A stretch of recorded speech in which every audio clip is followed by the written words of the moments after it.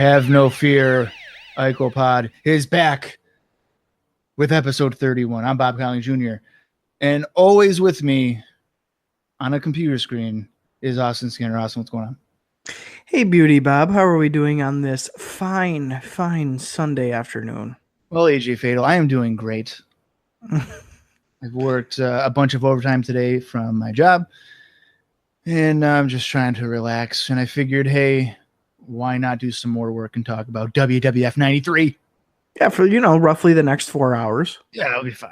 Right. It'll be 11 o'clock by the time we're done with it, but hey, it's all right. It's actually, more enjoyable than what I was doing earlier, so that's okay.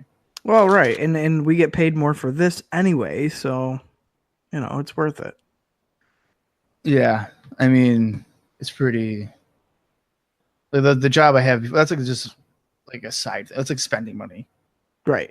Compared to this. This is like paying for my mansion of a house, my 17 cars. Your bike. My bike. Yeah, my kids, everything. Right. So it works out pretty well.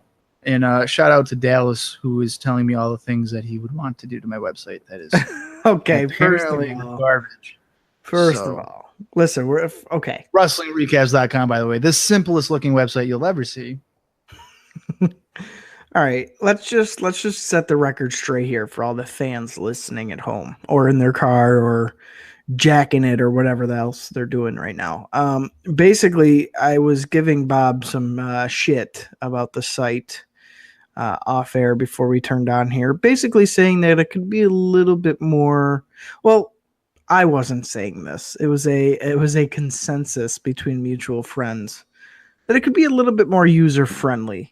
Dallas Gridley. Well, he lives in North Syracuse, New York.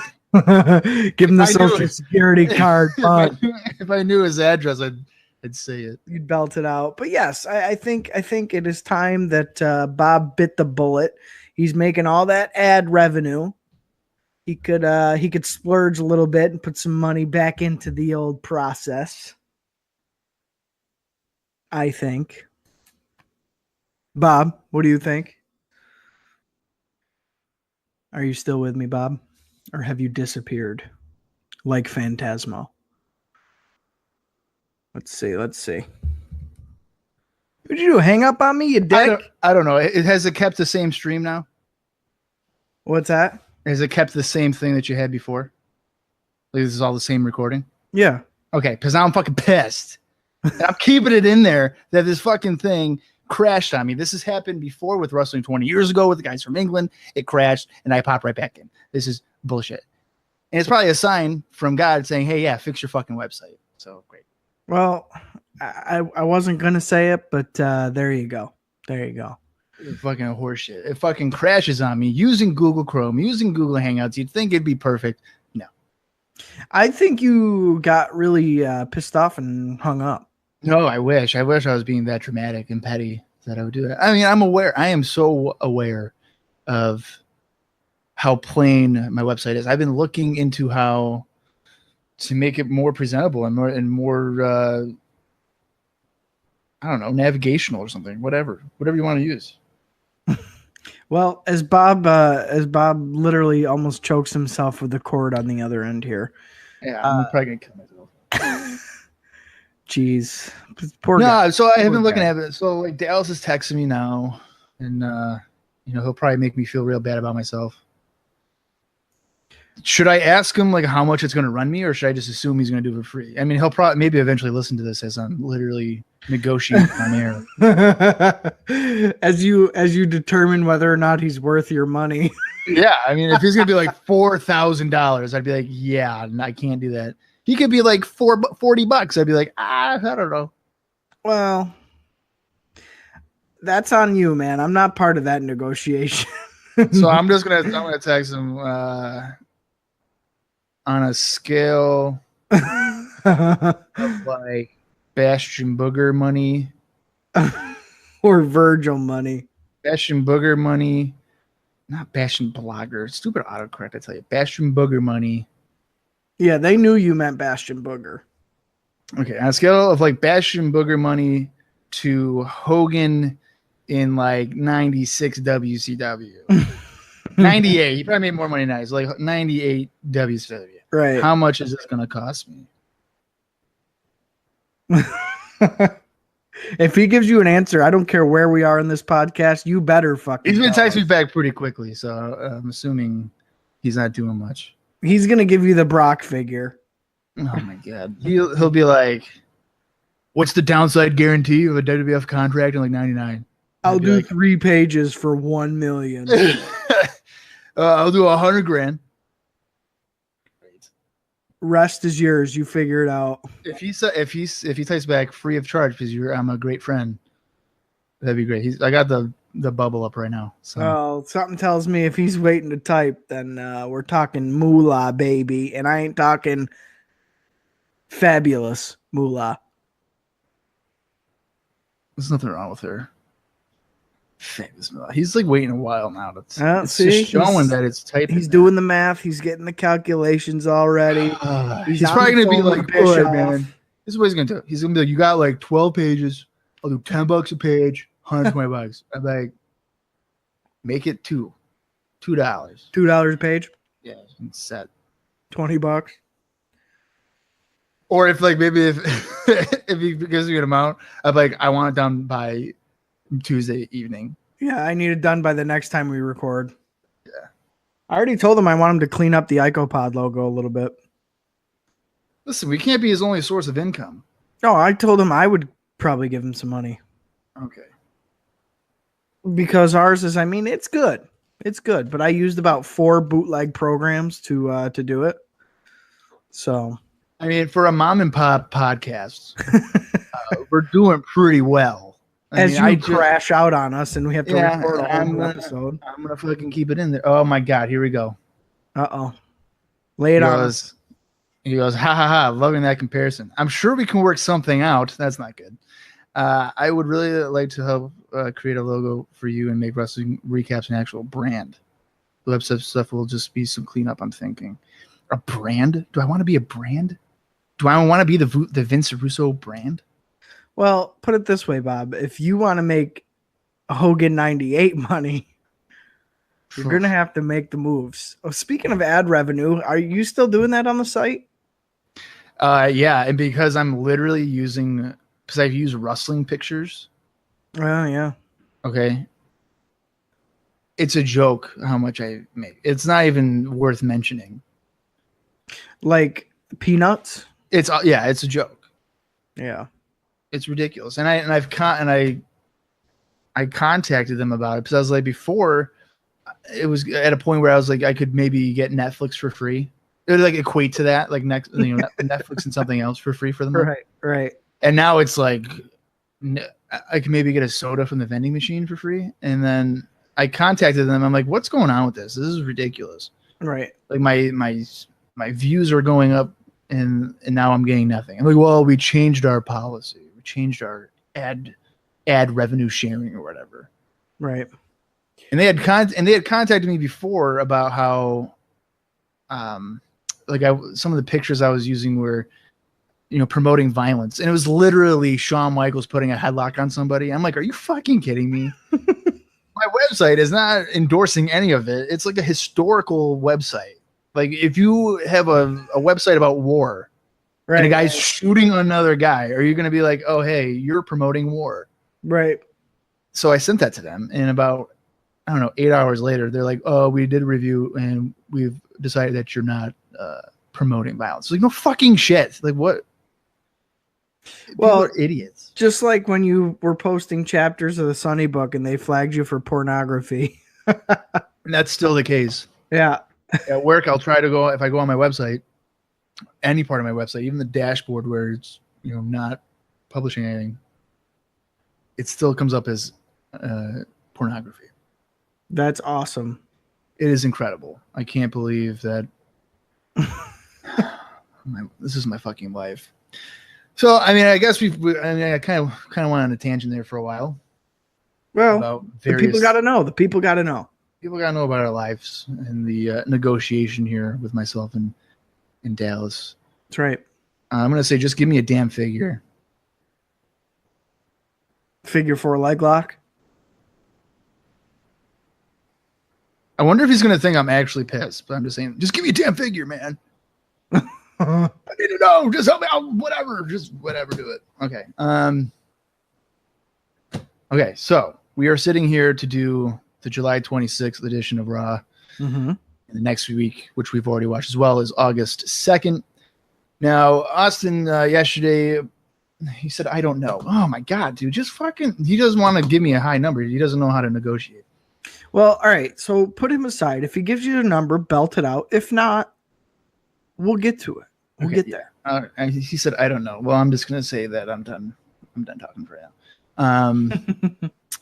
Okay. So Austin brought to my attention that I'm an idiot with the, I guess, in relation to the iTunes page, because you're like, well, dude, where the hell are like 4 episodes? Like, they're not there on the season 1, whatever. And I'm like, oh, I probably forgot to put the season thing there. And you're like, oh, well, episode 17 isn't there either. How come it only shows us 9, like episode 9 onward? It's probably because of an archive. Oh, he said something. What did he say? He goes, I'm guessing Austin was talking to you today. Huh. Ha ha. Oh, shit. Yeah, I'm actually doing this entirely on air. No, that's a shoot. Yeah, that's a I'm shoot. actually doing this entirely on air. Free. Hey, right you know now. what? Hey, put this in the negotiation. He is getting free promotion here. Yeah. Dallas Gridley Designs. Is that his website? I believe so. Yeah. DallasGridleyDesigns.com. I don't know if it's .com. I think it's just DallasGridley.com. Dallas. Just look up Dallas Gridley. Yeah, he's a designer. Yeah. He's straight edge, so you don't have to worry about him, doing drugs. Yeah, drinking your money away. Yeah, he's doing it for a good cause. He'd probably get like a tattoo or something, right? Which he likes doing. Yeah. So yeah, he's a swell of a guy. I'm actually going to the Excite Impact Wrestling joint show with him on August 25th. Well, I'm sorry to hear that. What do you mean you're sorry to hear that? It's going to be a good show. Can we talk about good wrestling yet? Oh, sorry. Right. Okay. Anyway, back to my story here about how, like, hey, Bob, you don't have shit on, hey, you're bad at uploading stuff. Which is entirely, what the fuck is he saying now? Me and him discussed this a bit last night and made a logo at one point for you. That was pretty fun WrestleMania Impact vibe, but I don't know where it is and if it's still any good. I think I know what he's talking about. I think that's on like my fucking Facebook page. Anyway, so if you go to iTunes, I'm having like 4 different conversations. This is turning into a fucking crapshoot. Anyway, if you go to the iTunes page, or if you look us up on iTunes, I don't even know how it fucking works. All right, so let me explain. You do this because I'm all rattled with negotiations. Yeah, you are money. Right. Yeah, you are talking fuck money and a whole bunch of other stuff. So bitches. Basically, I brought it to Bob's attention because I'm an iTunes listener. I listen to all of my podcasts through iTunes. Everything's all in one place. I think it's the easiest form to do it. That's, hey, just my opinion. But again, that's what I do. So on iTunes, I noticed that because I was in the season sections of our podcast here, and like the latest one it showed was from a date in May. And I was like, well, that's pretty weird. So I scrolled through a little bit, and all of our most recent episodes had been listed under unknown, which seems to be an easily missable thing because it's more or less just a text box that you enter in. So when Bob uploads on Podbean, he also has to remember to change it to season 1 in this case. Bob's not good at remembering things, so he may have overlooked this quite a few times since the last time I brought it to his attention. So that's kind of what we were going through the other day, was Bob having to go back, change them to all season 1, other than the bonus episodes, because remember, those are more or less for casual listens at any time. We don't want them to break into your regular listening of episodic entries. So that's kind of where we were at with that whole thing. But yes, it was a conundrum, and it again kind of stems back to Bob being a little willy-nilly sometimes. Listen, asshole, I do all the damn work on this fucking podcast, so you can just shut your lid. Well, I'm the talent. You, of course, you got to be. Yeah, but I get the short end of the stick because I got to do all the research. I got to go do this. I got to go do that. I got to remember this. I got to remember that. I can't do all of it. I can't remember. I need a fucking assistant. That's what I need. Well, listen, and then I gotta edit the damn stuff, even though I don't edit it. So then you're gonna be listening to this stuff and like Bob could easily have edited any of this, and I don't. Well, this one's gonna need a little editing for sure. I'm not going to. Well, there's gonna be dead space. All right, fine. I'll edit the part where I was gone, and then it'll just abruptly return to like, oh hey, I'm here. Yes. All right, I'm fine. I'll do that. Listen, you're the Conrad, and I'm like the star. Okay, you do all the behind the curtain shit. I'm pretty sure he has other people doing it for him. I don't know. He's got like, first of all, he's like a mortgage guy, and he's got like 7 podcasts with everybody from WCW 98. I mean, I don't know what the hell's going on. My headphones just fell out because it's all tangled. I don't know how I got tangled. You are a mess today. If I don't accidentally choke on these fucking wires today, I don't know what's going to happen. Everything started out so positive and just you. I should never have gone into work today. That's my problem. Right. Should have called out sick because you're not feeling well today. I should have been like, oh, I'm dying. And they would have been like, oh, okay, fired. Yeah, see ya, get out. Yeah. So if you've managed to stay with us now for probably the last 20 minutes or so, I don't even know. Yeah, sorry about that. Yeah, who the fuck knows? Basically, what I was trying to get at is that everything on the iTunes is now fixed, and moving forward, it'll go underneath the season 1 category or whatever. It's about time. Yeah, and if it says like if it only goes up to episode 9 or whatever, just go to ICOPOD.podbean.com, and that's where all the other shit is at. Yes, and you can listen to us from the beginning.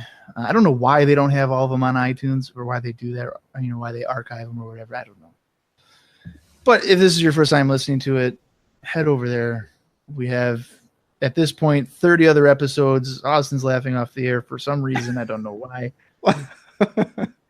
Just continue. It's just, this is just a stressful day. This is just bullshit. What is going on? This could be the end of ICOPOD. I don't know if I can do this anymore. We're falling apart at the goddamn son of a bitch. Oh God. I'm gonna hang on. I'm gonna offer Dallas like $10.50. What? $10.50. No, okay. What do you think? $1,000? Yeah, no. Yeah, why not? That's a bargain. $10.50. That's above minimum wage. I'm sure it wouldn't take him more than an hour to do it. Well, to be fair, actually, Bob, I believe he does work by an hourly rate. I think that is kind of the way it works. I don't think you just pay him a flat price. Are you fucking kidding me? No, I think that's... I'm not paying them hourly. Well, I'm not saying a 40-hour week. I can't even afford to... I can't afford somebody's health insurance and shit like that. Are you kidding me? Oh, my God. What have I got myself into? Yeah. I'm going to text him and lose my number and then just throw my phone dude, out. never mind. Just forget it. Just forget it.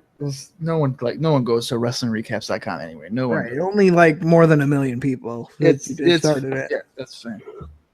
No big deal. He's like, what's that? An hour of minimum wage?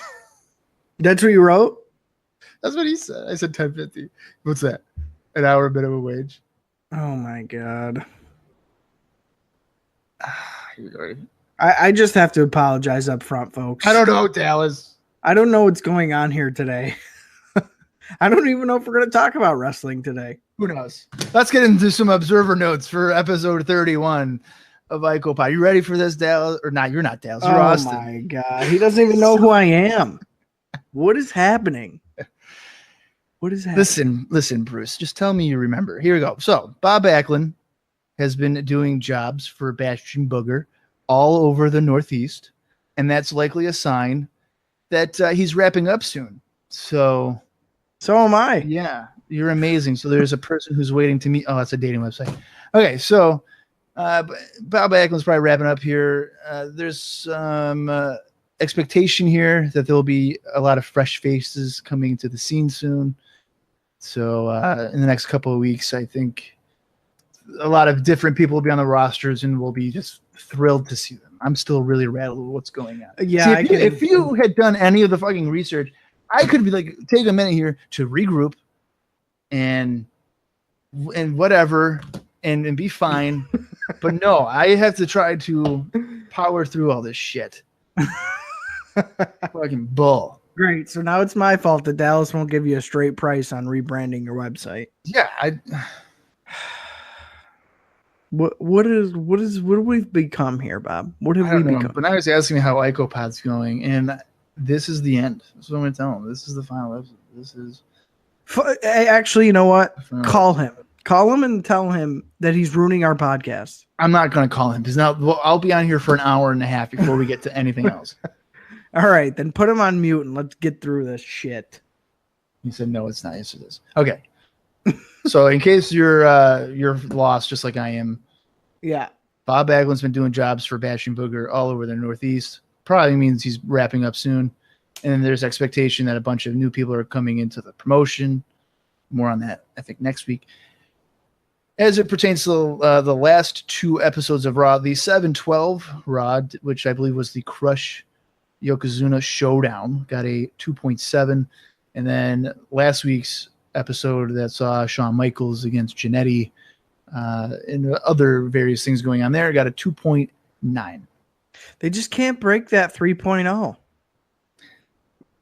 Have they? I think didn't they get like a 3.2 recently or something? 3.0. Well, wasn't that the 1-2-3 Kid upset?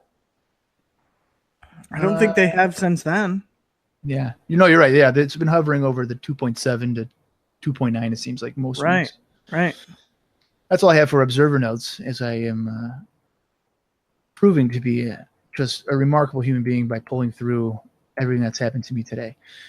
So let's get into some house show notes. And they both occurred on July 23rd. The first one took place in Syracuse, New York.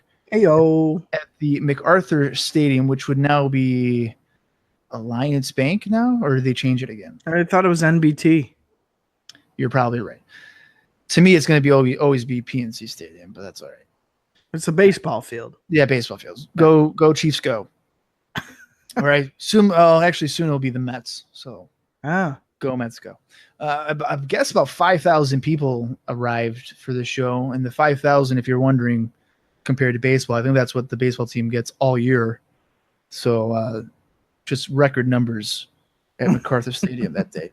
That show featured Jim Powers taking on Papa Shango. Adam Bomb took on Owen Hart. Bam Bam Bigelow and Tatanka. WWF Intercontinental Champion Shawn Michaels defended against Mr. Perfect. In a 6-man tag match, the Bushwhackers and Tiger Jackson battled Blake Beverly, the Brooklyn Brawler, and Little Louie.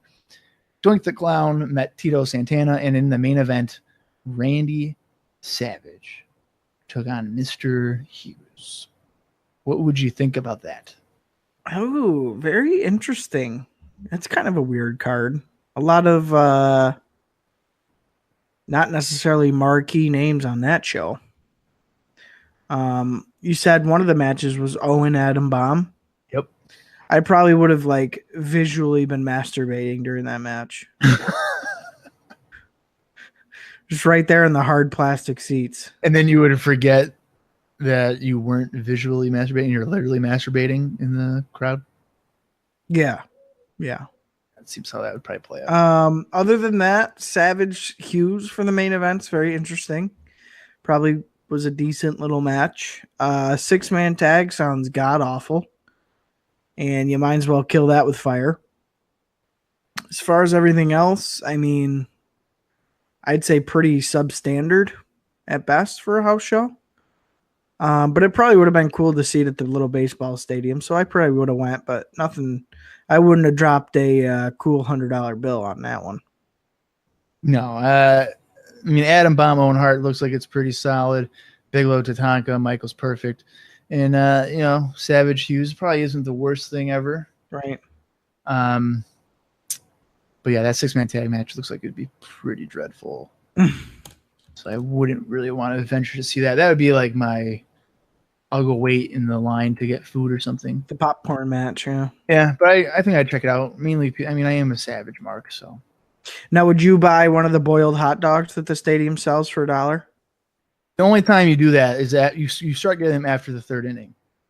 Right. Like in a baseball game. So I'd probably get one after second match. Yeah. Because I used to have a friend that worked there, and they said that they would reuse the the hot dogs they didn't sell from the previous night until the third inning the next day. The next, if there's a game the next day, they'd do that. And then, I never trusted hot dogs there until after like the third inning or so. All right, so insight from Bob Colling. There you go, folks. Yeah, if you need, if you're ever in Syracuse and you want to go to a minor league baseball game, don't trust the food after until after the third inning. Right. Now I'm getting a phone call from LaFleur. What the hell, man? Where are all these people when I'm not busy? Usually they don't care. Oh my God. Okay. The second show was in Scranton, PA. And there was 2,500 fans there. I don't even know some of these people. 1-2-3 Kid took on Terry Taylor. Damian Demento took on the Tahitian Savage. The Tahitian Savage? It says Tahitian or something. Somebody. Virgil met Iron Mike Sharp, Doink the Clown, and Marty Jannetty. Bastion Booger against Kamala. WWF Tag Team Champion Steiner Brothers against Money Incorporated. And in the main event, WWF World Champion Yokozuna defended against Bret Hart. Oh, God. Kind of the same. There's like a match or two that has my interest, but other than that, pretty low. The fact that Damian Demento's even making an appearance on this card, you know what that means. Best show ever. Yeah. So I probably would have bought a ticket just for probably Yoko Bret. Of course, Kamala, because there is that off chance that Kim Chi might be around somewhere. No, he's not. They broke up. But other than that, yeah, I guess in comparison, which is a hard comparison to make because neither of them are stellar, but I'd probably go to the Syracuse show over the Pennsylvania show here. Well, I want to point out that the Syracuse show, I guess the Doink playing that character was Steve Kern. Oh. So Matt Bourne was in Scranton. I'm assuming that. So. Oh, okay. As for myself here on the Scranton show, I mean, Doink Marty would probably be good, even though I've said numerous times that I never really look forward to a Doink match. Right. But he is actually good. Steiner Brothers Money Incorporated would be probably right. Bret Yoko. That's a pretty big main event. Obviously, the bigger of the two shows. So, yeah, I mean, I'd probably venture down to Scranton, PA. Well, so we're going to opposite shows this week. Well, no, I'm saying I would go to both. Yeah. Now, if I had to choose, though, that's a good. I'm saying Syracuse. I'm going to go, you know what? I think Doink Marty and then Steiner's and Money Inc. and Bret Yoko stronger to me than Bam Bam Tatanka, Michaels Perfect, and Savage Hughes. Yeah. If I'm looking at the three top matches. Right. I guess I'd be looking at it in the sense of who would I want to see more, like live, I don't know. Yoko to see Yoko live would be cool. Yoko and Bret. Yeah, that's why I think that's why I'm leaning towards it. Yeah. Although Syracuse has like Adam Bomb and my boy Tatanka, Owen, Savage. Right. I'm gonna stick to my guns. I said Scranton in the beginning. I'm gonna stick to Scranton. All right, so we're opposites. I like it. Going into some syndication, as I almost burped myself to death. On the July 24th edition of Superstars, Ludvig Borga made his debut. Fuck you, Bob. He's one of my favorites. The Quebecers also made their debut on the same show. No. This episode is turning around perfectly. Borga, Jacques, and Pierre. This is just going swimmingly. Nothing could possibly go wrong at this point. WWF President Jack Tunney agreed to give Lex Luger a WWF World Championship match at SummerSlam. However, Luger will have to wear a pad on his forearm. Like a maxi pad? Not a maxi pad. Oh. Like a Bounty picker-upper Swiffer? towel. Yeah, Swiffer. Whatever. Okay. Same. Right. So that's some pretty monumental news there. Luger, who just slammed a guy, is now the number one contender. He gets a world championship match. Oh, how else are you supposed to get it? Win matches? No. Qualify? No. Look good? Have big muscles? Slam the big guy? Oh, yeah. It's a perfect combination. You're damn right. In a pretty big match on the July 24th episode of Superstars, it was a rematch as the WWF Tag Team Champion Steiner Brothers defended the titles against Money Incorporated. Now, I believe it was last week that these two guys battled, these two teams battled it out, and the Steiner brothers originally lost the titles to Money Incorporated. However, a second referee came out, told the original referee what happened, and then it turned into a reverse decision. Yeah. So we get this wonderful rematch. Now, Austin, what do you got on the Steiner brothers against Money Incorporated? Well, we have, of course, the huge with Ted and IRS on pretty much any match that they have. They came down to the ring. IRS got right on the house mic and goes, "You people are a sorry bunch of tax cheats." So he gives it kind of just a sentence here for this entrance. Okay, fair enough. Steiners came out. The crowd really popped. These guys, it's obvious that they are the team of the WWF at this point, and rightfully so. They have usually the best tag matches. They're the champions currently. And I'd say just in comparison to the rest of the WWF roster, they're kind of ahead of their time as far as in-ring stuff. Just the quickness, the kind of combinations, just the pacing of matches. Really, really solid stuff from the Steiners at this time. So you could definitely tell that they are just in their element at this point. Once the bell rang, we got, of course, early Irwin chants from the crowd, which was, of course, because he and Scott were starting it off. IRS slammed Scott with ease and followed up with a hip toss, and really quickly Scott worked into a frenzy. He and Rick cleaned house once Ted jumped in to kind of make the save for IRS, and Money Inc. was forced to regroup on the outside. So a lot of the regular kind of stuff, Money Inc. getting the advantage really, really early on, but it changing very quickly. Back in the ring, Ted and IRS used dirty tactics to try and gain the advantage. They did turn their backs on the bros, but they perched on the top rope. The Steiner brothers perched on the top rope, kind of as Money Inc. had their backs to them, and came down in stereo on them with axe handles. So they knocked them down at the same time, bringing us into commercial break. Of course, those mid-match commercial breaks. Back from the break, IRS was choking Rick with his tie on the outside, while the ref was keeping Ted and Scott kind of apart. Because technically Rick and IRS were the legal men. Money Inc. continued the beatdown on the outside, and Ted took over in the ring with a backbreaker and near fall. So, again, a lot of swings and momentum. It's kind of common with these two teams. Just they never really let either side get too much steam, which is weird for me. I'm not really used to that, but I don't know. I know, Bob, these two teams for you like watching these guys work. I just think it's weird and kind of awkward sometimes. But, nonetheless, here we go. Again, more basic offense from Money Inc., keeping Rick on their side of the ring, so frequent tags, kind of cutting him off, using as much leverage and moves as they could behind the ref's back. Although Rick was finally able to hit a jawbreaker and almost got a tag, but was again cut off by Ted. And up until this point, I would say this match has had the least amount of offense from the Steiners we've seen, whether on Raw or syndication. So I thought that was pretty interesting. They were really letting Money Inc. kind of, get some stuff in here in this match. So after a double down, Scott and IRS came in with heads of steam, of course. Scott got the better of Money Inc. with a back body drop on IRS and a stiff standing clothesline on Ted. It's like he saw Ted standing there and he was just like, fuck you, and wicked leveled him with a clothesline. And after some confusion and scrapping on the outside on the apron, the ref called for a count-out victory. Both teams seemed very confused because it was who got counted out? But the Steiners were declared the winners. I believe it was... trying to think back because I don't have it written down. One of the Steiners was hold. What are you thinking of?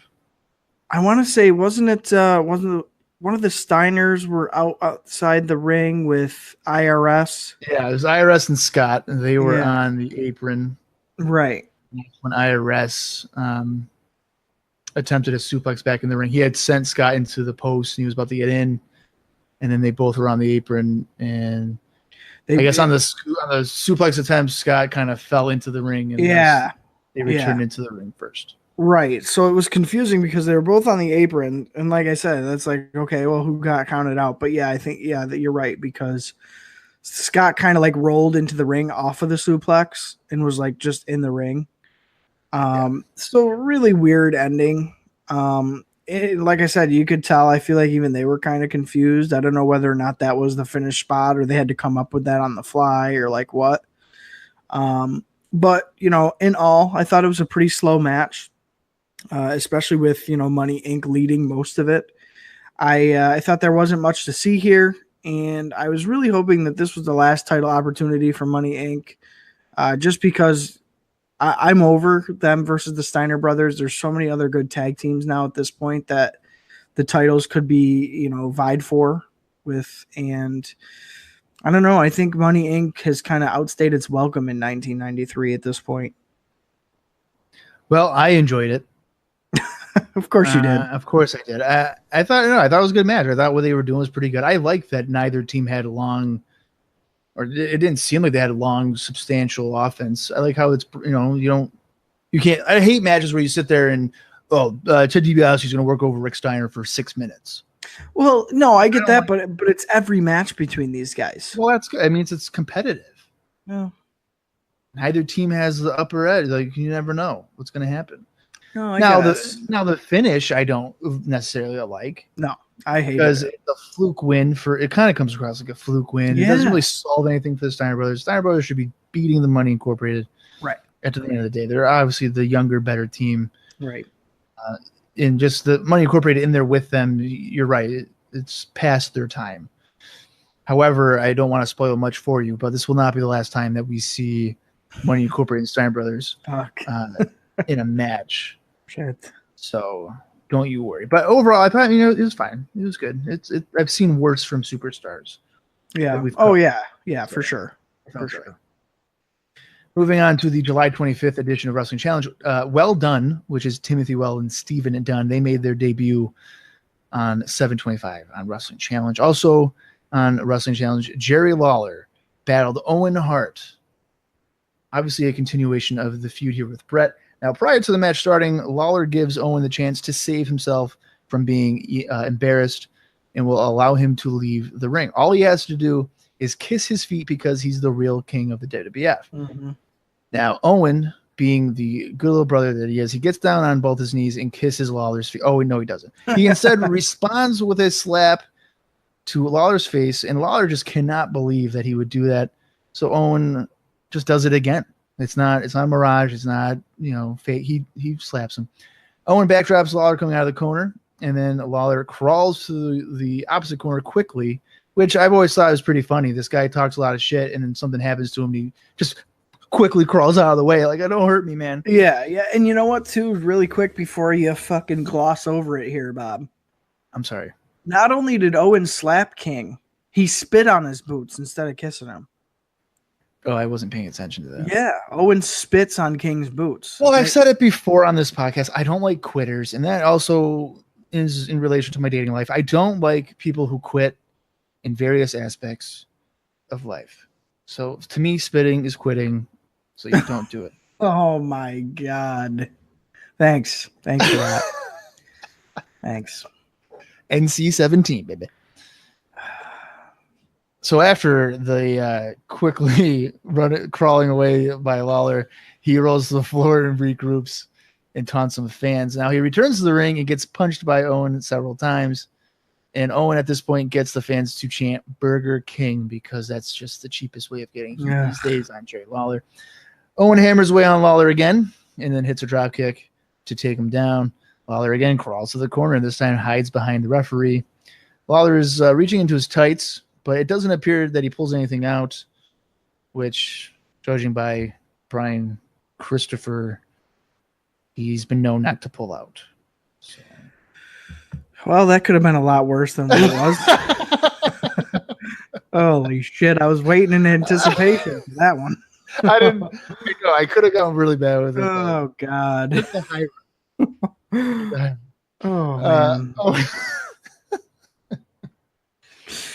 This is turning into one of the worst episodes of ICOPOD. Yeah, just fucking skip it. Owen drives Lawler face first into the top turnbuckle a few times to maintain control. Lawler walks around the ring and decks Owen with something that he pulled out of his tights. I'm assuming it's like brass knuckles or a chain or something, but I don't think we got a really good visual of it from what I can remember. Yeah. Lawler keeps control with a standing fist drop and then chokes Owen over the top rope. Owen's able to battle back with an uppercut and a spinning heel kick, and then he backdrops Lawler before heading to the top rope.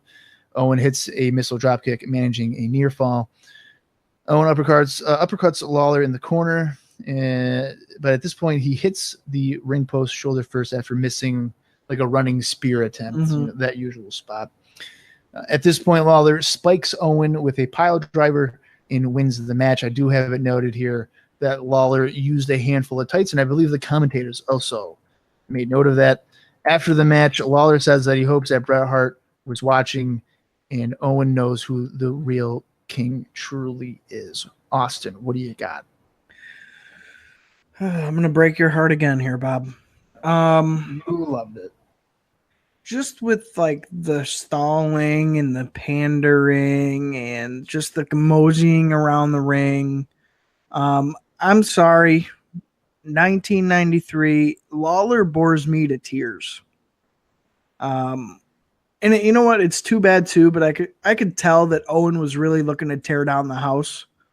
But it wasn't going to be with Jerry Lawler. Like I could tell Owen really wanted to get into stuff. Like he's hungry. He's young. He's ready to go. He's ready to kind of break out from that high energy image. Even in this match, he's got different tights on. They're blue with like his own little logo. You can tell he's kind of on the verge of becoming something. And then to give him Lawler, it's a great heel. It fits the story, but it's in ring. It's not what Owen needs right now. And it's too bad because, like I said, I feel like I could tell. Because really most of what this match was, if you take out kind of the meat and potatoes, the filler, it was stalling. It was walking around. It was showboating. It was calling out to the crowd. You know what I mean? It was just, there wasn't a whole lot of action for me, in my opinion. And I'm sure, Bob, you have a completely different one, but I didn't like it. I didn't like this match. Well, I thought it was another fun match with Lawler playing the heel role pretty well. I mean, I don't know. Is there something about Lawler that I'm enjoying? Right. Owen getting most of the match to shine. Owen to me is kind of on the same level as 1, 2, 3 Kid, because I kind of get the vibe from Owen that you got where he's in there and he wants to have a 10-minute classic TV match. Yes. Wants to do all these things like the spinning heel kicks and missile drop kicks. He wants to be working with people that style. Lawler's not that style. He's never been that style. He never will be that style. He's going to be that slow, stall-based kind of wrestling, brawling kind of thing. But I still enjoyed it for like a 6-minute overall match or whatever it was. Mm-hmm. But Owen does come across like someone who could definitely break out soon in the WWF if he's given the opportunity. And if anybody listening to this, he obviously gets that chance in just a few months. But we continue on with the July 26th edition of Monday Night Raw, which was taped on July 19th, and we're at the Manhattan Center, Manhattan, New York. The show starts off with Tony the Clown, and he's cutting a promo where he warns Randy Savage about never getting involved in his matches ever again. However, if he is a good, quote, macho boy, end quote, he might have a surprise for him. That leads us into the Raw opening video, and we get into the arena where Vince McMahon, Randy Savage, and Bobby Heenan are on commentary, and McMahon warns that Savage listened to Doink's words. Mm-hmm. Savage assures us that he's a man and not a boy, and they proceed to promote the match between Bret Hart and Bam Bam Bigelow taking place in just a few moments. Stu and Helen Hart are both in the balcony, and Heenan thinks that's too bad because they are going to be seeing their son get tattooed. Well, and here's my first thought about that. Okay, so obviously you fly in Stu and Helen Hart, right? Why have them sit in the fucking balcony seats? Why are they not front row? Well, I mean, the exchange rate in Canada is probably not as high as it should be. So their currency, in terms of getting tickets, they're probably thinking, great, $50 Canadian, great, we'll get VIP. And it's like, no, translate to American, you're barely getting in the door. Right. So, well, maybe that's what it is. Vince flew him in, or maybe, Bret flew him in, and it was like, well, can we get tickets? No, can't get the tickets for you. Sorry. You're going to have to buy those. And you're like, well, fuck this. We're not going to get in front row. Shit, we'll see you in the balcony. Yeah, I mean, WWF needs all the money they can get at this point. Right. This isn't a charity. No. This is a business. Exactly. We can't just give out handouts. We'll never make money. We'll go out of business. Right. So I guess in that sense it makes sense, but still I was just thinking, well, shit. You go out of your way. You have them in fucking front row so the camera always catches them the whole time. Yeah, well, maybe having them in the balcony allows them to do something. Something dastardly. Helen's getting thrown over. I knew it. Get the rope. It's over. Oh my God. Oh, yeah, sorry. Anyway, foreshadowing. No, Helen's not gonna get hung. It's fine. She's not gonna die. Bobby, Bret's never gonna do our opening. He's never gonna do it. I've given up on it. It's fine. Bobby Heenan says that he was on the phone with Jerry Lawler during the entrances and that Lawler is in town. Mm-hmm. So in case you couldn't handle one shade of foreshadowing, I'll give you two. And at this time too, while he's on the phone with Lawler, quote unquote, they cut back to Stu and Helen Hart in the balcony, and then they really quickly cut away from them because you could see nobody was really sitting around them. It was like pretty empty. So it was like a fade in, fade out shot. Like they were like, nope, don't play that camera. Yeah, well, the thing is, it's funny you mentioned that because I noticed that in the crowd that it didn't seem like there was a lot of people, or like nearly the same amount of people, maybe in comparison to other episodes. Yeah, no, for sure. So I did notice that. Our opening contest this time around is in fact Bret Hart taking on Bam Bam Bigelow, which is a rematch from the King of the Ring where these two battled in the finals of the tournament, which Bret won. No real surprise there. So the match starts off with Bigelow beating on Hart with strikes and stomps and keeps him on the mat, and he spits on him. Yeah, he spits on him. I made note of it. I made note of a quitter spitting on somebody. Oh, God. Bam Bam continues with a shoulder block. Hart ducks a wild strike and awkwardly rolls on the mat before delivering a drop kick. Bigelow doesn't fall down, but does go over the top to the floor following a running clothesline. Luna tries to distract Hart on the apron, but that doesn't work very well in her favor. It does work on the floor, though, as Hart stalks her and then punches Bigelow outside the ring. Bret goes to the top rope and splashes onto Bigelow, which also looked a little weird. Mm-hmm. And then Hart decides that he's going to sell his left knee. We go to commercial while Bigelow is working over the left knee. Hart is on the floor, stretching out his leg when we return, and Bigelow plants Bret with a back suplex. Bam Bam sends Hart hard back first into the corner. Hart ducks a clothesline and tries for a crossbody, but is caught and slammed to the mat for a 2 count. Bam Bam continues with another falling headbutt, but misses a second attempt. Hart takes Bigelow down with a back suplex of his own, and he drop kicks Bigelow to keep control of the match. They trade right hands in the ring, with Bigelow getting the better of the exchange. Bam Bam knocks Hart to the mat, keeps control of the sleeper hold. We go to our second commercial break of the match. Yeah, and I'll tell you what, at this point, so going into our second commercial break, I thought, A, Bret was taking a great ass kicking, and B, he was making Bam Bam look like a monster. Like it, up until this point, I was really into this match, just like I was at King of the Ring. But here kind of with the furthered stories and kind of where Bam Bam's at now, and even where Bret's at now, I was really digging it. I'll save my thoughts for later. Bigelow eye rakes Hart, but misses a dropkick as Hart held on to the ropes. Bret backdrops Bigelow, but Bam Bam delivers a headbutt to the midsection, and then Bret delivers a quick elbow for a 2 count. Hart rubs Bigelow's eyes on the top rope, and then Bret delivers a headbutt to the lower back of Bam Bam. Hart takes Bam Bam down with a side Russian leg sweep for another 2 count. Hitman leaps off the middle rope for a clothesline, but only gets a near fall. Hart gets on Bigelow's back with a sleeper hold, but Bam Bam drives Hart face first into the top turnbuckle. Hart comes off the ropes with a running bulldog, and he tries for the sharpshooter, but we hear Jerry Lawler's voice, and he's with Bret's parents.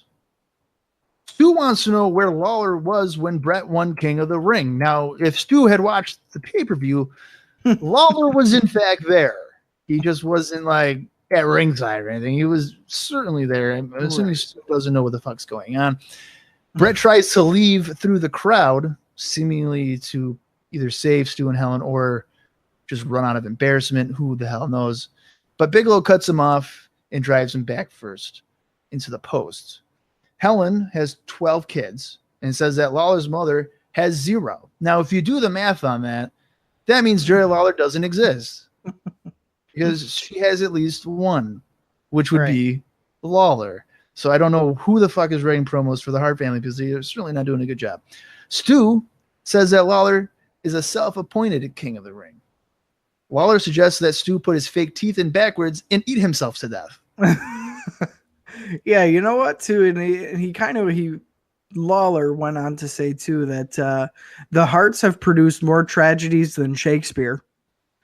And all the while, that basically the whole time, so the action's continuing in the ring. It's very stalling, and you can tell they're trying not to have the attention focus on them, that they're trying to project up to Jerry. But it was so weird to have Jerry basically doing like makeshift, like shock jock comedy while these guys are trying to have a match. It was really weird. It's like a roast. Yeah, it definitely was. It definitely was. And you know, to be fair, he did get some decent lines in here. Poor Harts, like Stu and Helen, they don't know what to say. And I think it even got to the point where they just weren't saying anything.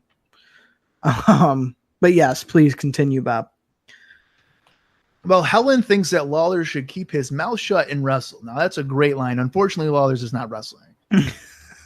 He's in the crowd talking to her. I don't know what these people are thinking of.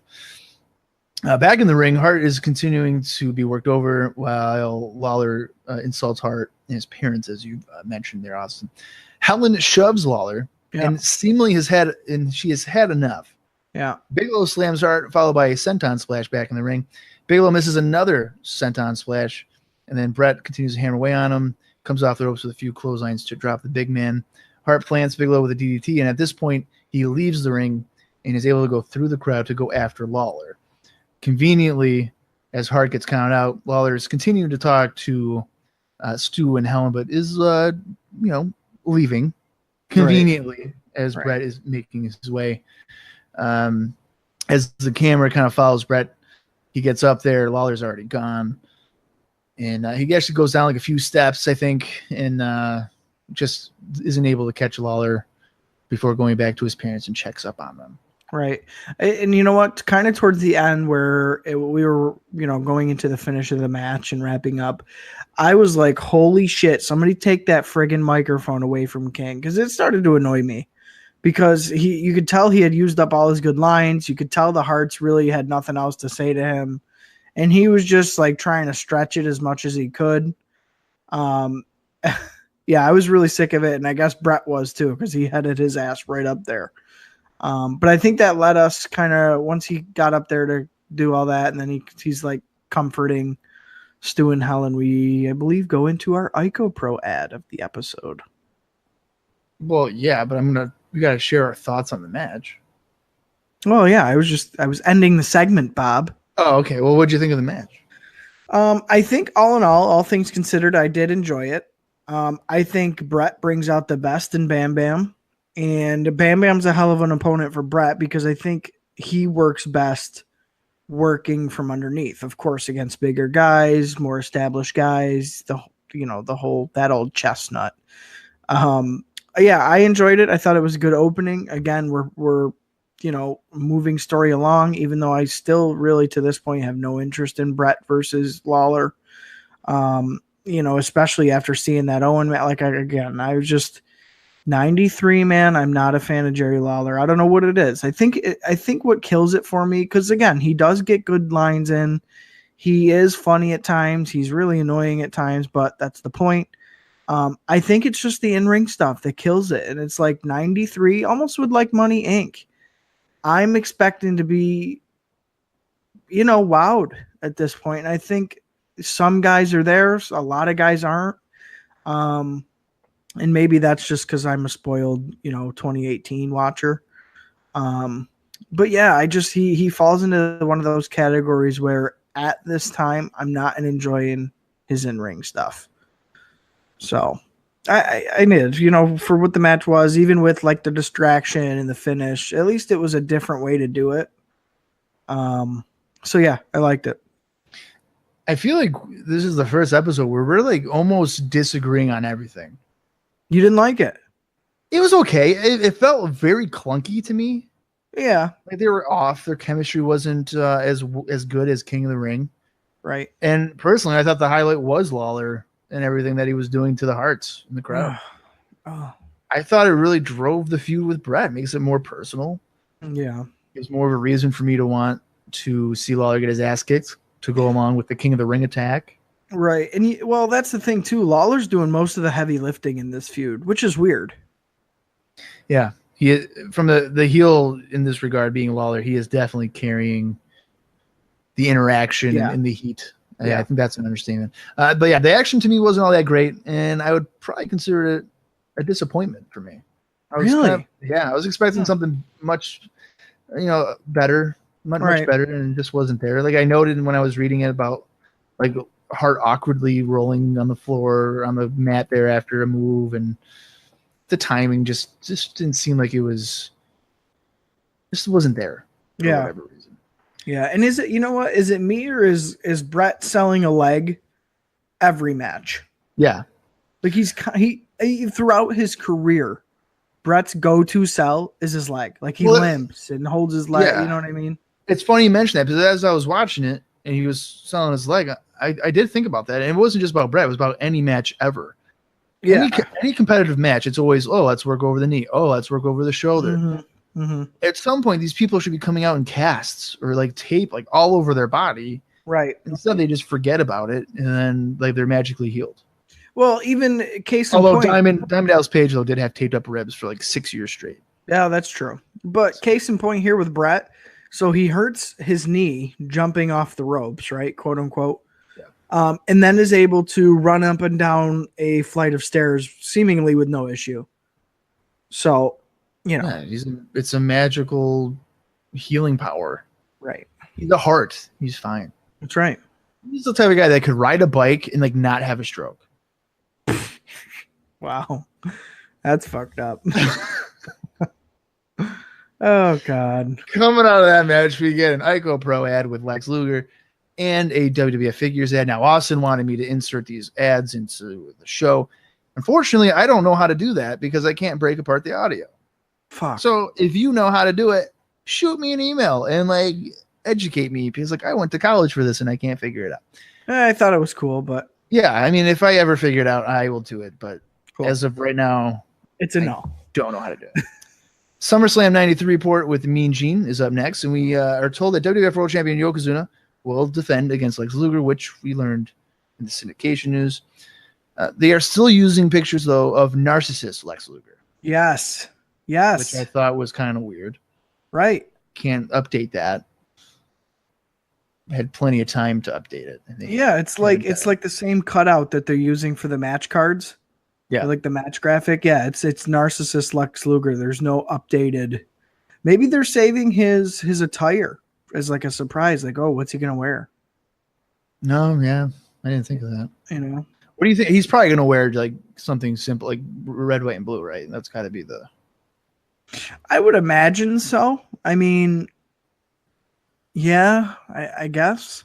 What if he came out as the narcissist and he was like, I used you all for this moment to get me here. You got me here. Now fuck you. That would be hilarious. I wouldn't mind even though if he came out in like just his blue gear from WCW, like his little blue trunks or whatever. Yeah. I know exactly what you're talking about. Yeah, but Yeah, I assume we're gonna get some American flag gimmick. He should just wrestle in the American flag shirt and jeans. The same outfit that he did wore to just Slam. that. Just wear that. I beat you once wearing this. I'll beat you again. This time for the gold. Right. That'd be pretty funny. Gene also makes sure to remind us that Luger must have his forearm covered by a pad. Mm-hmm. And Gene thinks that Luger has a great chance to win the title. Also, Jerry Lawler will be taking on Bret Hart, plus The Undertaker battles Giant Gonzalez in a Rest in Peace match, which, again, only The Undertaker knows the rules of. And again, I don't know how the WWF sanctioned something that they don't know the rules of. Well, and here's the thing that kills me. Why is Undertaker not fighting fucking Mr. Hughes at SummerSlam? I am very happy you mentioned that, because the entire, right before King of the Ring, Mr. Hughes attacked him with a fucking urn. The whole build, the whole reason Mr. Hughes has been on Raw lately is to put over the fact that Undertaker's like keeping tabs on him. Yeah, they're promoting the wrong storyline for the match. They really are. Maybe they're trying to save it for like Survivor Series or something. I don't know. Because they do have the tendency of like building things up for a couple of weeks or a month and then forgetting about it. And then 3 months later, oh, hey, remember this happened? Yeah, we better do something. So you better care about it. Right. I don't know. Yeah, I agree with you. And it makes sense because what we lead into is not Giant Gonzalez. It's instead Mr. Hughes. But before we get to that, Mr. McMahon, because he's a heel now, Vince McMahon believes that the score will be settled at SummerSlam. Leading us into the second match of the night, which is Mr. Hughes taking on Russ Greenberg. Yeah. Now, I have it noted here that Greenberg noticeably checks out the ring girl.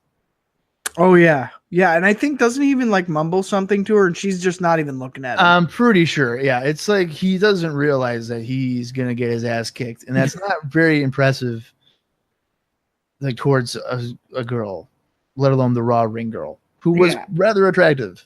Right. That, again, was there. Mm-hmm. Tony Chimmel brings out some black flowers to ringside. So now I'm assuming he's aligned with The Undertaker, right? I didn't even know it was him. Yeah, it's Tony Chimmel. Oh, okay. I was too focused on Mr. Hughes's gold glasses tonight. I didn't even notice that they were gold. I was focused on Tony Chimmel. Yes. Well, I think Chimmel's he likes to stir up some trouble. That's why I think he's bringing out the black flowers. Mm-hmm. Seems like he's just a drama maker in the back room area. Fans are chanting for Undertaker as Hughes doesn't have much of a problem with Greenberg. He drives Greenberg dog on the powerbomb and slaps him a few times on the mat. And he proceeds to win with a sidewalk slam. As you mentioned just moments ago, I mean, I'd rather see Hughes take on Taker at SummerSlam. It's the feud that is best suited for that pay-per-view and has much more interest. I don't even know if anybody cares about Giant Gonzalez. He hasn't even been on television. I was going to say, I've pretty much forgotten all about him at this point. Yeah, I don't understand. After the match, Hughes destroys the black flowers. Do you have anything of note here for Hughes, or are you just kind of tired of it? I mean, I like Hughes. I don't want to make it seem like I'm tired of seeing him. I think he does have value, but their focus is just not in the right spot. Right. And I'm kind of in the same boat as you are. I'm ready for Hughes to actually get a match out of somebody, because then I'll be able to more accurately decide whether or not I care, because like the squash matches are the squash matches. I hate when he pulls people out of the pin like 2-3 times during a match. I think it's a little silly. Do it once, then pin the guy, I think would be completely fine. He didn't do it this time around, did he? I don't think he did it in this match, which I was okay with. But yeah, I don't know. It's kind of a hard read for me at this point with Mr. Hughes. I don't know whether or not I like or care about him. But I don't have strong feelings either way, so I guess that's not necessarily a good thing either. Right. Yeah, I don't know. I like you said, I would have way more interest in a Mr. Hughes Undertaker match, especially with the Undertaker we've seen of late, as where he's trying to maybe incorporate a little bit more moves into his moveset.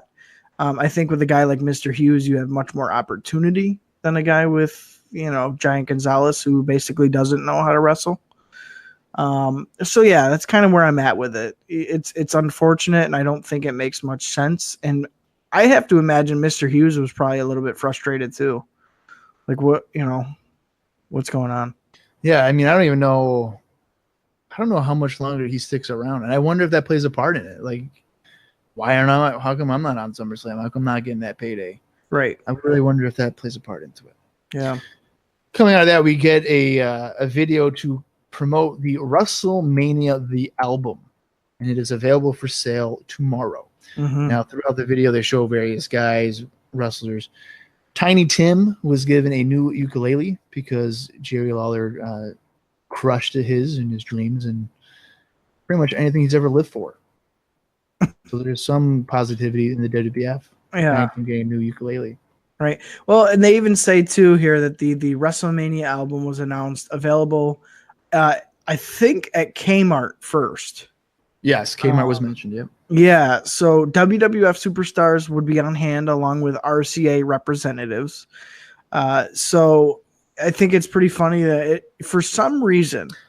Hang on a minute before you continue on. I just thought of this. Could that have been of when I met Virgil at Kmart? Dude, I was literally just going to say that. That might have been when I met him then. Right. Well, because I'm thinking, I'm like 4. Yeah. Well, I was thinking, I was like, oh my God. What if this is when Bob fucking met him and the only reason Virgil was there to promote that fucking album? Yeah. That's hilarious because that's what I thought immediately. That would explain the WrestleMania 8 footage and how he had that shit or whatever. Yes. Wow. I never even thought of that. Yes. That's what made me, I thought of that immediately during this segment.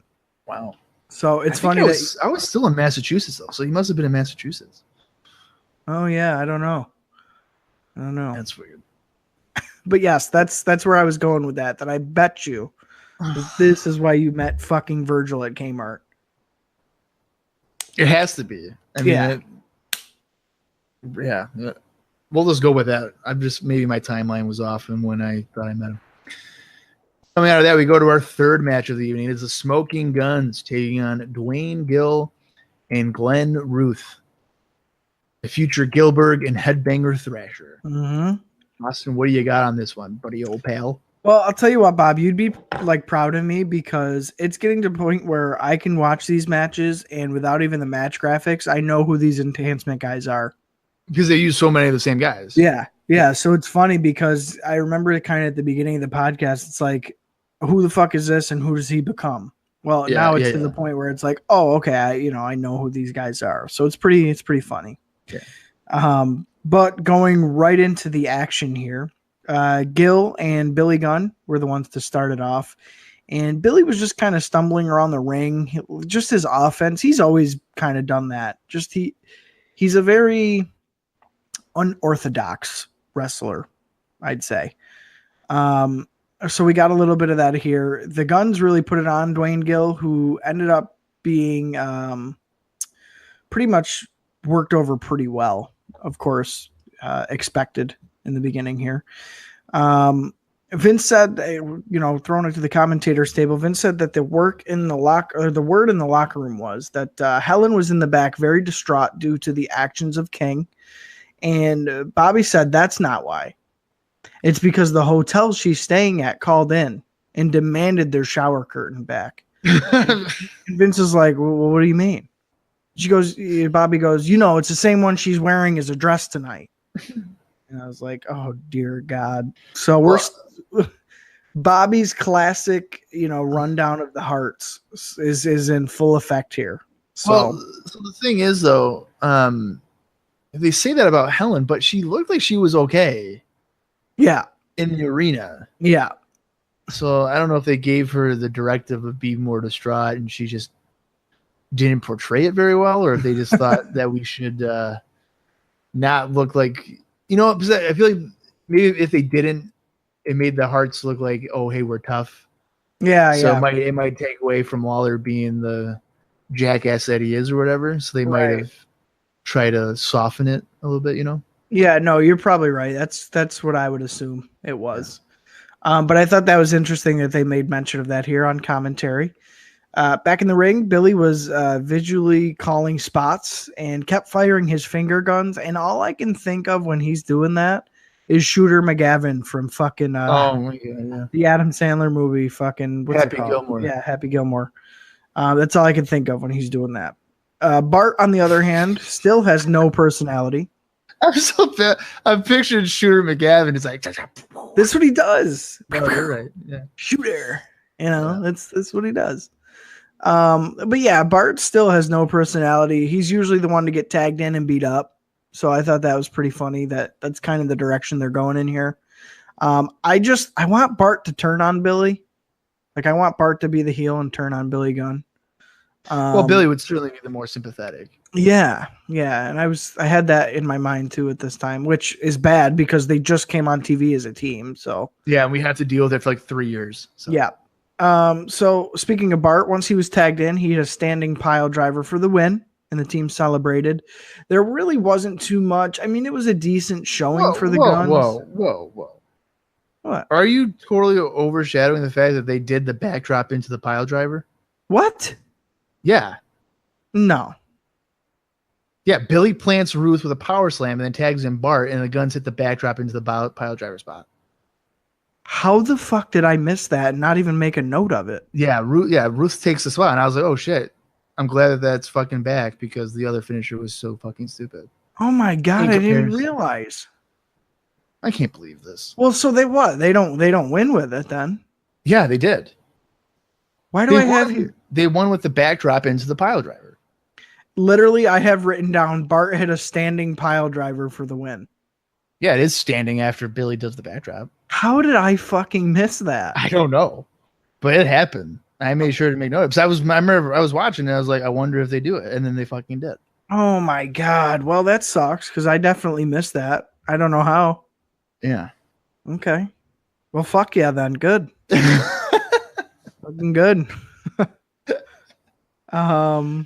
Yeah, I mean, just as far as the match, though, now knowing that was the finish, I still feel like the Guns aren't getting the proper shine that they need.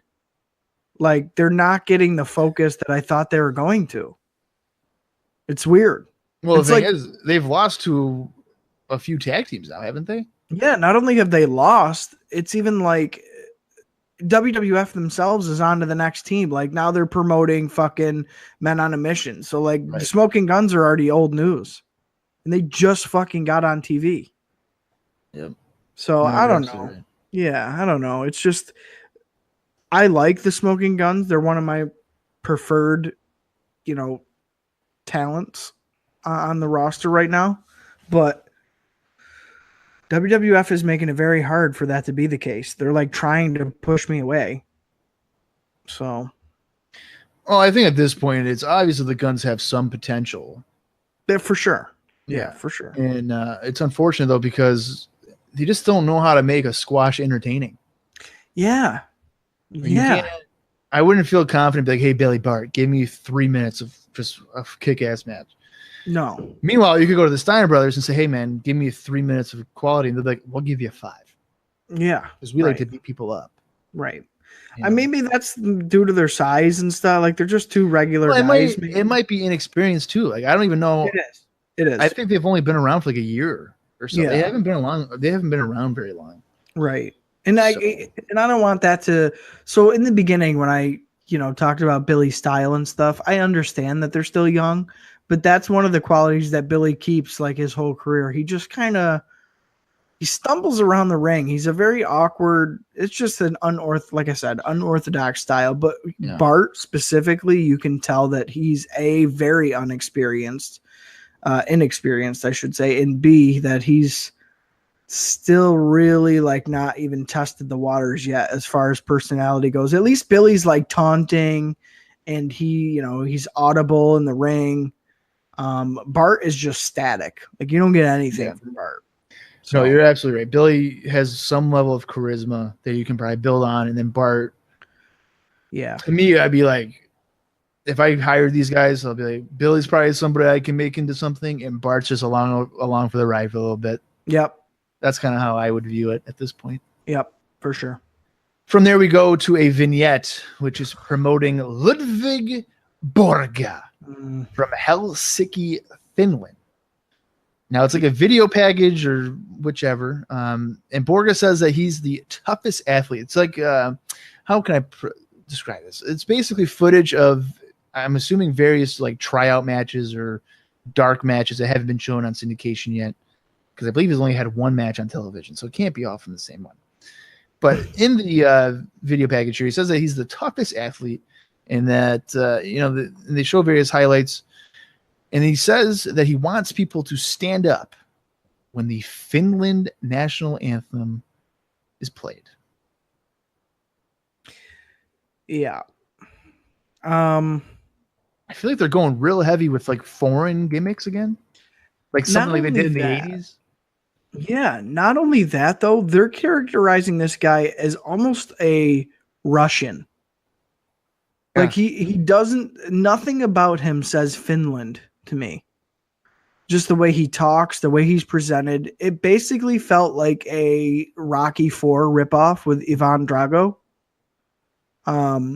Even like down to some of the stuff he was saying, like that's got to be some of the inspiration. Like they got to be pulling from that a little bit, which again is weird because he's being promoted as a guy from Finland. So I wonder if what I'm about to say is like bad, but he kind of looks Russian. Yeah. Yes. Yeah. So yeah, no, it's definitely, and maybe that's one of the reasons why they tried to avoid. Maybe that originally he was going to be promoted from Russia, but they would have saw that as more of a 80s gimmick. So let's bring it into the 90s and make him from Finland. Yeah, I mean, I wonder if like Vince is thinking, well, it worked in 86, pal, it's going to work in 93. Right. Yeah, I don't know. We've got our Hogan, we've got our Sheik, and now we got our Volkov. Yeah. Yeah. Not a fan. Don't care at all. Can't wait to have him not be on my TV.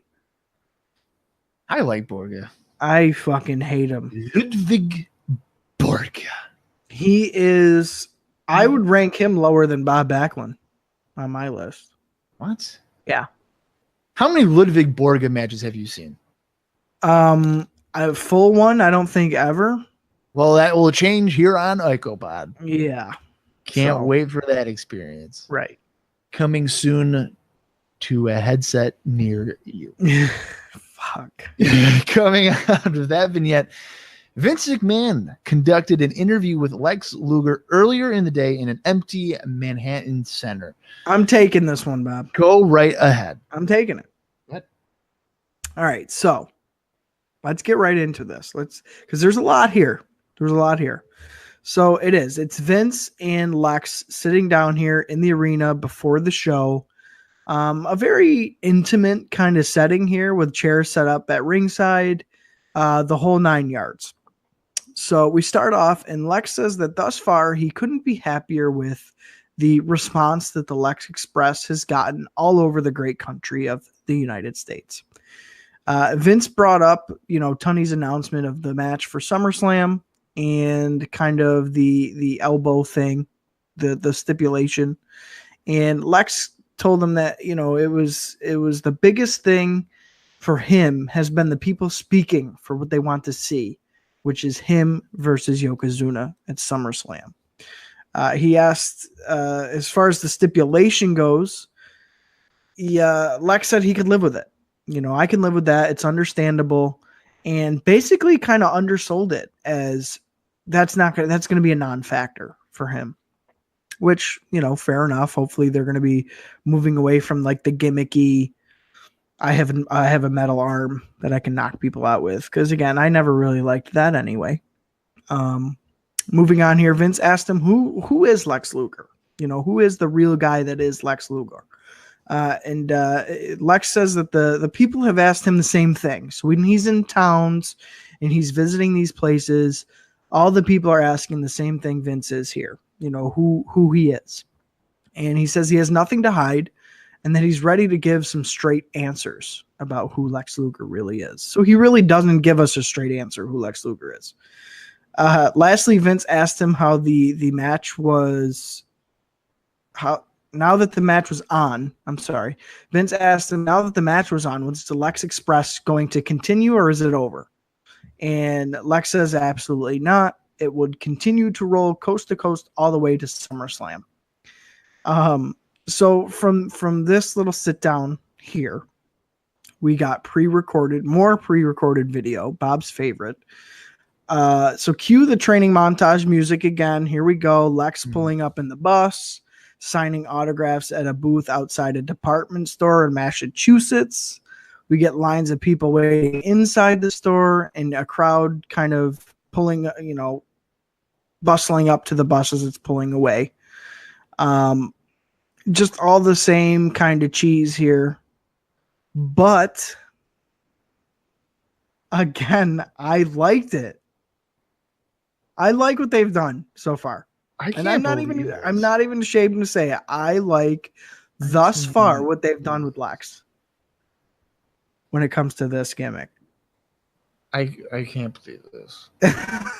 I do. I don't know what it is. I never in a million years would have expected you to be like, I'm on board with the Lex Express.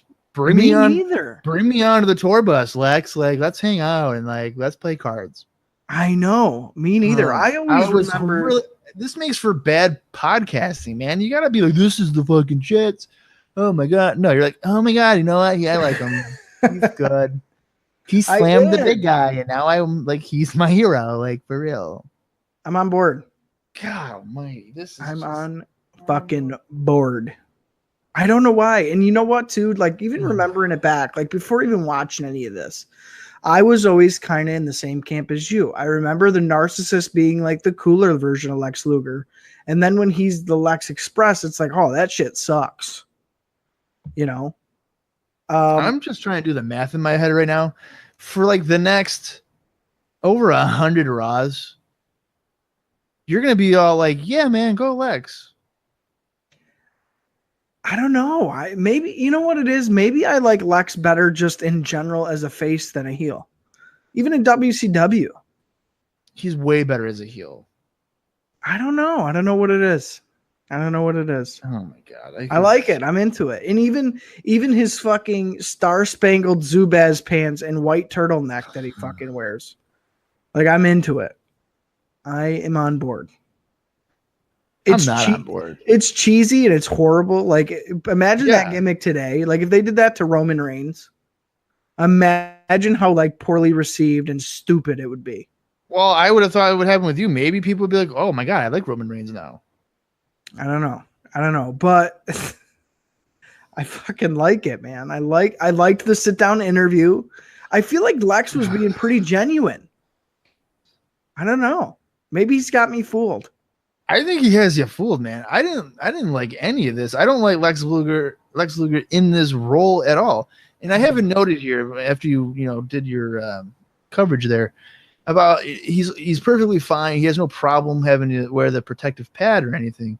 Right. But when he was a heel, he hated it. Fucking threw a temper tantrum. Yeah. He's like, what are you talking about? I had to no, man.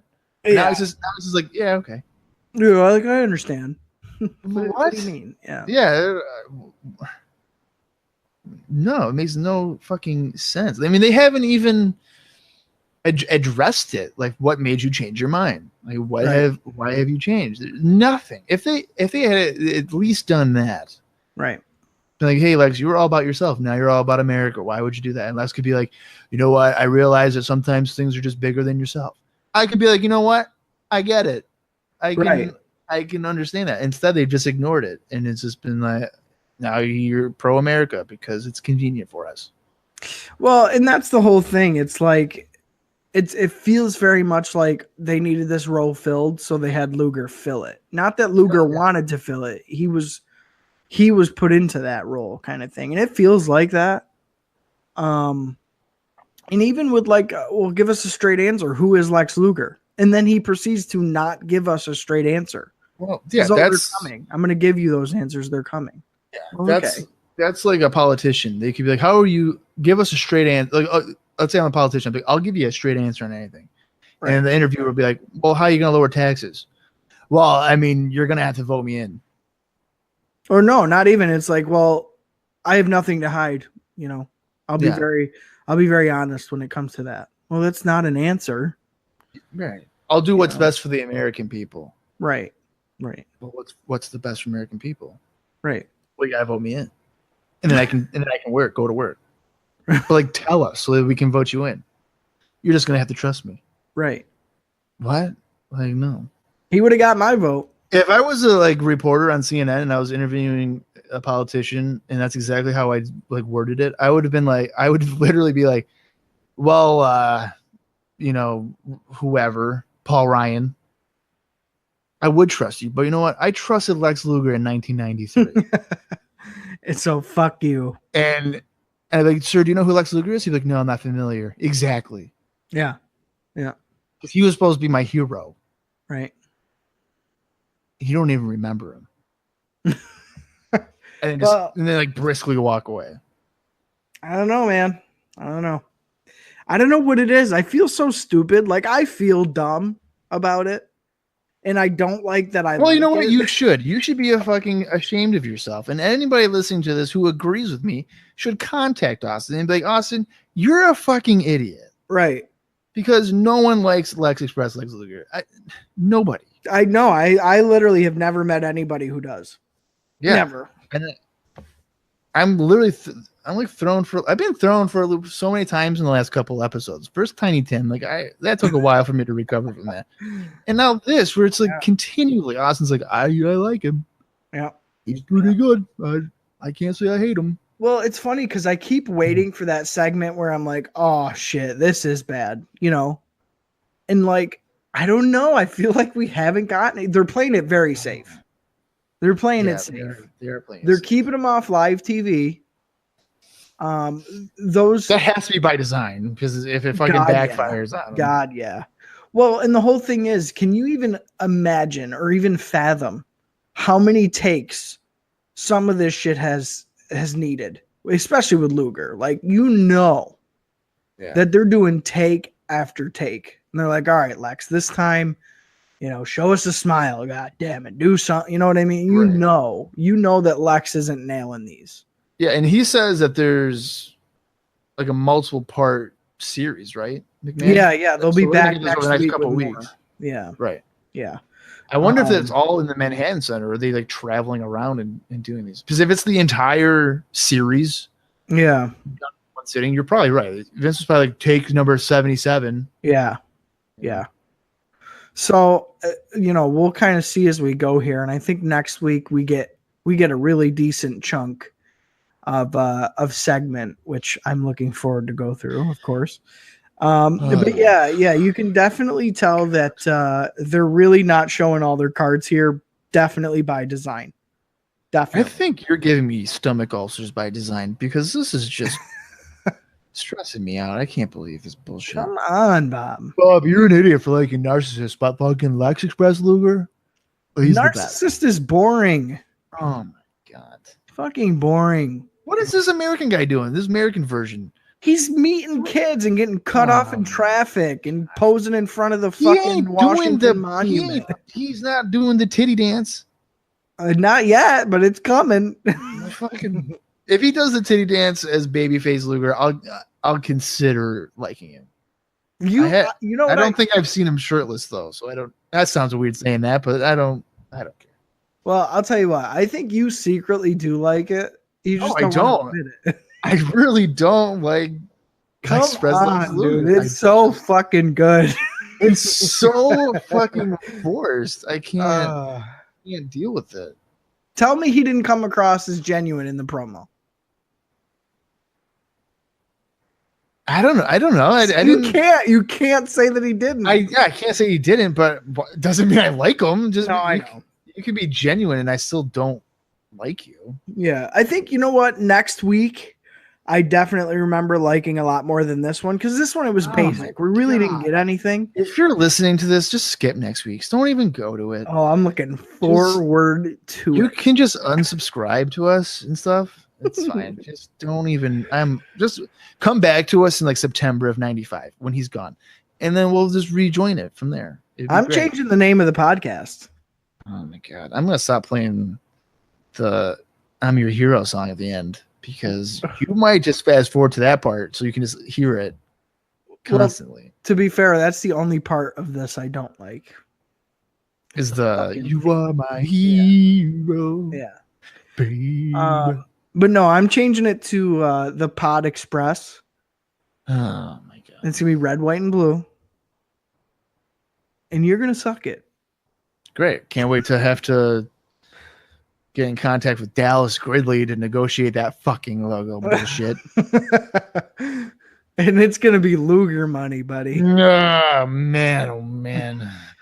All right. Well, so that wraps up the Lex Express segment fiasco, whichever you want to call it. Coming out of that, we go to our main event. It is Doink the Clown taking on Phil Apollo, who would eventually play Doink the Clown. Yes. Just a little heads up there. Doink takes Apollo down to the mat with a fireman's carry, and he maintains control early on. He continues with a belly-to-belly suplex and then stares right into the camera, but also probably towards Randy Savage, too, because he's on commentary. Yeah, Phil Apollo looks like a fat Rick Martel. You know, let's focus on Apollo for a second here and step away from the action. Because I was looking at him, and I thought to myself, he had to have shed 30 pounds before he ever plays the Doink character. Yes. Because he is looking thick. Right. And you are right. Like there's a resemblance to Rick Martel, and Matt Bourne is kind of slimmer than Apollo. So he had to have cut some serious weight. Yeah. To make it not look noticeably different. Yes. So yeah, I just wanted to point that out, I guess. Apollo is kept on the mat by Doink, who is using a body scissors, and then Doink delivers a back suplex, follows up with an elbow drop, scoop slam, and he goes to the top to hit the whoopee cushion for the win. Now, Doink was looking at Savage while performing the pin. There is apparently no surprise. So remember, early on, Doink was like, "I'll have a surprise for you." There's apparently no surprise during this match. As for the squash match, I didn't mind it. It just wasn't all that great. It was just Doink winning a match. Right. I didn't have much noted on like the action itself, but just a couple of things on commentary. Vince put over the 18 Doinks on WWF Superstars thing, which of course is fucking ridiculous. He's playing it up like, oh, there's 18 of them. Yeah, we saw 18 Doinks on Superstars. Yep. To which Bobby told Vince that Doink could snap his neck like a Slim Jim, which I thought was fucking hilarious because not only is he kind of throwing a dig at Vince, he's throwing a dig at Savage too. Yeah. You know. So that was really good. Also on commentary, Vince announced that next week Lex Luger will be talking about a whole host of things, including his background, steroids, which he mentions specifically, and others, he says. So I thought that was very interesting that he would even throw that. Steroids. He mentioned steroids specifically. So I thought that was very interesting.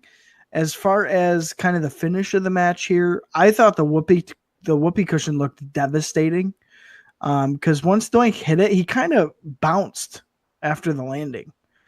Bobby fucking laughed out loud when Doink hit Apollo with it, and it did. It looked pretty rough. Following the finish, we also saw the guy in the crowd dressed like Doink again. So he's got like the suit coat over his t-shirt. He's got the face paint, the wig. We've seen this guy on Raw before, but I thought that was funny to also point out. Now, yeah, I do remember seeing him in the crowd. Yeah, now going, following the commercial break, like Bob said, there wasn't necessarily a surprise for Savage on commentary. Doink's on the mic here. He's addressing Savage as the Macho Boy and is basically asking him to get in the ring, And, Vince says to just in general, he says, "Oh, Doink must be hallucinating. Stay seated, Savage. Remember the contract," which was weird to hear. That's the first time he's referenced anything like that, right? I don't recall him saying anything about a contract. Right. Right. So he's basically making reference to the fact that Savage has signed a, commentary only role, and on commentary. So Doink basically goes down to the table and asks Savage directly why he has a problem with interfering in his matches. To which, Doink then challenged him to a match in the squared circle 1-on-1 again. And Macho basically told Doink that he was out of line, and Savage basically went on to say, Doink, when this does happen, he won't be seeing double vision, Doink says. He'll be seeing triple vision. All of a sudden, out of nowhere, another Doink appeared in the ring and on the balcony. And they were physically there in person, so it was better than the stupid video screen of 18 Doinks. It was very well shot, so everything's in the camera focus. So you see the table with the commentary, Savage. You see Matt Bourne. You see the other Doink in the ring, and in the background, you see the third Doink up on the balcony. So everything's in one shot, which is really nice. And I thought it was kind of an interesting direction to go in here. Savage is basically getting goaded to, get back into the ring and wrestle, which I wasn't really expecting. I expected some kind of altercation maybe for just this episode of Raw. Like Doink's going to put a pie in his face or so, something stupid. I really wasn't expecting this to possibly be turning into a feud here with these guys. So I liked it. I thought the match was the match. The finish was really good. Looked really good. And the interaction between Savage and Doink, I think, is a long time coming, because I can remember even back when Doink originally debuted and Savage was like, I don't like that clown. Yeah. He's always scared of Doink. So I think it's a long time coming. Again, didn't expect a feud out of it, but I'm welcoming it. Yeah. I don't know if I like the idea of it just being a TV feud, though. Yeah. Because, right. It's Randy fucking Savage. Right. I wouldn't mind seeing Savage Doink at SummerSlam. Yeah. Because there is a backstory, like you've mentioned. Right. Doink, getting involved in my matches, whatever. I wouldn't mind seeing it added to SummerSlam. Savage still has name recognition. Doink is one of the top heels in the company. Mm-hmm. Just seems like the ideal situation here. I thought the interaction was kind of corny with triple vision, and you see the two other Doinks, that type of thing. Yeah, thought that was kind of silly, but yeah, yeah. I would be intrigued about Savage Doink, I would say. So I think there's entertainment to be had there. Before we close out the show, though, there's a WWF Royal Rumble video game ad. And then we get back to the arena. Randy Savage accepts the challenge, and he'll be in action next week on Raw. He doesn't care if there's a bunch of Doinks. He has a little surprise for Doink next week. Yeah. And you know what, too? Savage even says it right to Vince, that the only reason he's doing this commentary thing is because he wants to do it, not because he has to. Which I think is an important thing for him to, get off his chest. It might be even a little bit of realism thrown in there. He also says that, if next week's going to be his in-ring return against Doink, he's cool with it. He makes mention of the little surprise, and he basically closes the segment here with saying that it doesn't matter if it's going to be one Doink or three, the match is a done deal for next week. So a little bit of a fire lit under Randy Savage here by Doink. I think that Matt Bourne and Randy Savage could probably have some pretty damn good matches. So it's almost bittersweet, because like you said, Bob, I don't expect them to be having a match at SummerSlam, but damn it, they could, and it would be probably pretty good. Yeah. I wouldn't mind if next week there's kind of like a shenanigans or something that leads to a bigger match at SummerSlam. That's just the way I would go with it. I think there's more value there. I agree. Especially for the Doink character than just to kind of have it ended on TV or anything. Yeah. This episode of Raw comes to an end with WrestleMania, the album. I believe it's like the the Beat People Up song with Jim Duggan. WrestleMania. Yeah. It's fucking July, folks. Like, what are we talking about WrestleMania for? Yeah. There's a music video that kind of goes with it, and that ends the program. My thoughts is I'm eating these 5-pound bag of what do you call it? Them gummy worms. Yeah, that's what I'm looking for. I thought this was pretty disappointing. I kind of would consider it a skippable show. I really didn't think going into it I would think that. I thought Hart, Bigelow, cool. That should be good. But no, I was, Lex Luger, kind of maybe see where he's going. Nah, didn't dig it. I think the best part of the show was Lawler and what he was doing in the crowd. And that was pretty much it for me. Like, smoking guns really doesn't do anything. I don't know. I mean, if you're a big Bret Hart, Jerry Lawler feud, like, I want to see every part of that feud ever. Right. Then I guess you can probably watch the first 23 minutes of the show. It'd be okay. But I think in terms of what we've seen on Raw, this is probably one of the, for me, one of the weaker shows.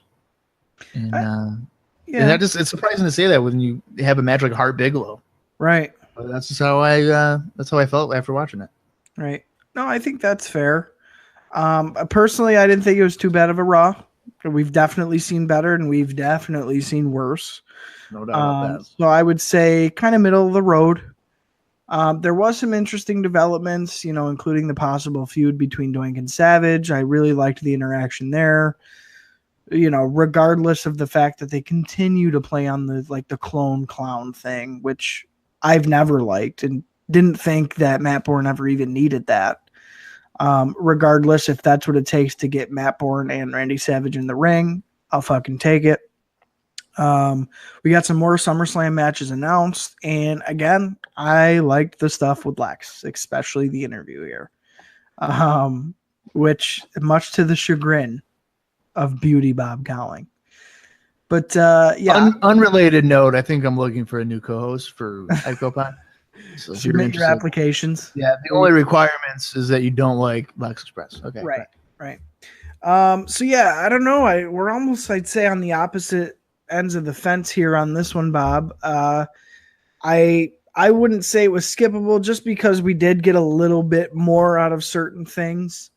Of course, like you said, the Bret Hart, Jerry Lawler thing.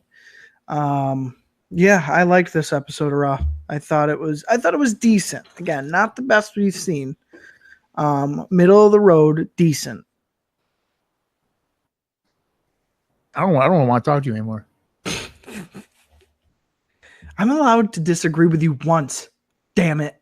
No, you're not. Yeah, I am. Well, I think that's what makes for a better podcast. But I think podcasts kind of get boring. It's like, yeah, man, I thought it was great. Yeah, me too. Or, oh, that sucked. Yeah, that sucked.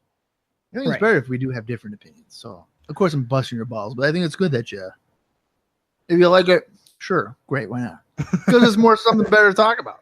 Yeah, for sure. I think it's very funny that the tables have turned so drastically with Mr. Lex Luger. Well, if anybody who's been listening to this has made it this far, considering the first 20 minutes of this podcast, oof, yeah, rough. Yeah, I greatly appreciate your patience and your dedication. Yeah. ICOPOD experience, and hopefully on some level is entertaining, if not a little bit sad. Right. You got a brief glimpse of my life. So. Oh boy. As Bob sits in the dark, let me tell you folks, I'm looking over at him through my screen here, and all I see is his WCW logo on his t-shirt. Yeah, brother. Monday night is Jericho Holic. Yeah. Yeah. So can't he does that. Bob lives a pretty sad life. I do. There's no doubt about that. How far did you get in the negotiation, pal? Well, let me see here. I haven't checked my phone here in a minute. Let's see. I don't think he said anything to me. Well, I said this is the final episode. Yeah. Of ICOPOD, and then he just said, "No, it's not." I'm going to tell him that he's going to kill my budget. So yeah, probably it is. I mean, yeah. At this point, we're going to be dishing out all the money we make. So. Yeah, I agree with Bob here, folks. Please give us the benefit of the doubt. We're not like this every week. It was a little rough this week. We had a meltdown. We had a crash out. Yeah. We had the Lex Express rolling through and everything in between, baby. You know, you have no idea how much I wish that car had really cut in front of that fucking bus and it just tumbled over. I can see it now. Mean Gene, SummerSlam report. Breaking news: Lex Luger's dead. Mr. Fuji was driving the car, and this coming up Monday, because it took place on a Monday. SummerSlam is going to be Yokozuna against Adam Bomb. Perfect, great.